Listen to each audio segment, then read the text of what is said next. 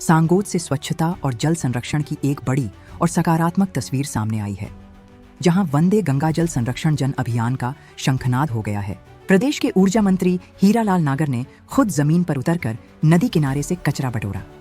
साथ ही इलाके के 50,000 परिवारों के लिए 1 लाख मुफ्त डस्टबिन देने की बड़ी घोषणा भी की। हाथों में कलश लिए महिलाएं और गूंजते गंगा माता की जय के जयकारे। सांगोद के पीपली घाट स्थित गणेश कुंज का माहौल शनिवार को कुछ ऐसा ही था।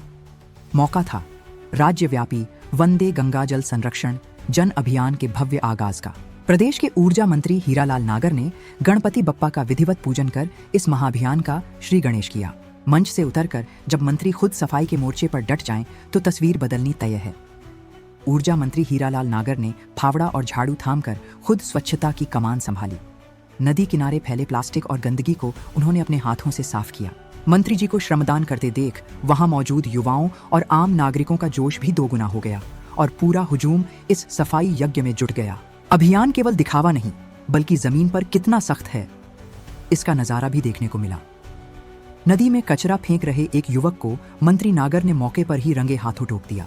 उन्होंने सख्त हिदायत दी कि नदी नालों में प्लास्टिक या पूजन सामग्री न डालें। साथ ही अधिकारियों को तुरंत चेतावनी बोर्ड लगाने और नदी को दूषित करने वालों पर कड़ी कार्रवाई के निर्देश भी दिए। 25 मई से शुरू होकर 5 जून यानी विश्व पर्यावरण दिवस तक चलने वाले इस अभियान का लक्ष्य बड़ा है।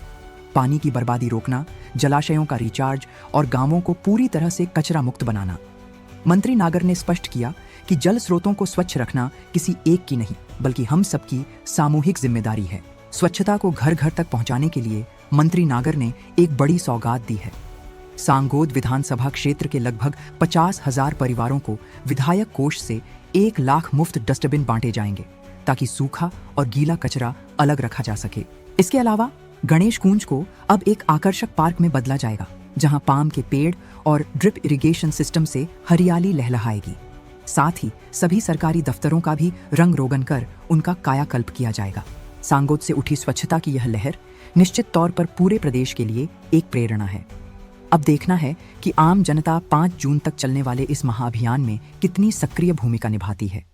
पीडब्ल्यूडी को सारे विभागों के द्वारा अपने अपने विभागों में भी साफ सफाई, ऑफिसों में भी होगी, अपने ऑफिसों में रंगाई पुताई से लेकर के साफ सफाई तक, और गांव ग्रामीण क्षेत्रों में नदी नालों की, जलाशयों की सफाई व्यवस्था से लेकर के और कचरा उठाने तक का, वहाँ सोखता बनाने तक का, पानी का अपव्यय न हो, बूंद बूंद पानी का उपयोग हो, उसके लिए सारे जलाशयों की सफाई भी रखें हम, और इसके प्रति जागरूकता अभियान भी चलाएंगे। और सांगोद विधानसभा में मैंने ये तय किया है कि हर गांव में सफाई व्यवस्था भी होगी। वहां से कचरा, रेवड़ियां जितने भी ऐसे हुए हैं उन सबको इन 10 दिन में गांवों को बिल्कुल साफ करके, और इस तरह से किया जाएगा कि स्वच्छ गांव बने और वहां के पानी का सही से निस्तारण हो। वहां नीचे पुनर्भरण के लिए वहां पर वो बनाएंगे, ताकि वो जो पानी आ रहा है वो भी जल का पुनर्भरण भी हो, ताकि उसके माध्यम से हमारा जल का स्तर भी बढ़े। तो इस तरह की सारी व्यवस्थाएं इसके माध्यम से होंगी,